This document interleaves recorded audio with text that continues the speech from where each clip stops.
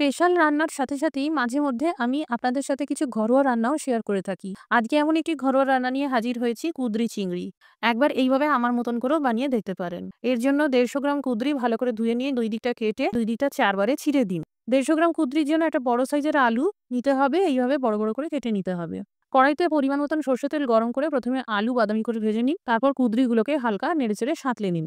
ওই একই তেলে ২০০ গ্রাম চিংড়ি ভেজে নিন। একটি পাত্রে ২ চামচ জিরে গুঁড়ো, ১ চামচ করে লবণ, হলুদ গুঁড়ো, ঝাল লঙ্কার গুঁড়ো, কাশ্মীরি লঙ্কার গুঁড়ো আর ১ চামচ চিনি দিয়ে সামান্য জল দিয়ে গুলে নিন। এদিকে কুঁদরি ভাজা হয়ে গেলে এবার অবশিষ্ট তেলে ১ চামচ কালো জিরে, ২ টো ফাটানো এলাচ আর ২ টো লবঙ্গ দিয়ে দিন। এবার এই মসলার পেস্টটা দিয়ে ভাজতে থাকুন, আঁচটা কমিয়ে রাখতে হবে। ৪ চামচ আদা রসুনের পেস্ট, ২ টো টমেটোর পিউরি, আবারও মসলা কষাতে থাকুন। ভেজে রাখা আলু, কুঁদরি, চিংড়ি, ৪ টে গোটা কাঁচা লঙ্কা দিয়ে দিন। ভালো করে মিশিয়ে নিয়ে স্বাদ মতন লবণ আর ১ গ্লাস গরম জল দিন। সবজি সিদ্ধ হওয়া পর্যন্ত ঢেকে কম আঁচে রান্না করুন। তৈরি হয়ে গেল কুঁদরি চিংড়ির সুস্বাদু ঘরোয়া রেসিপি।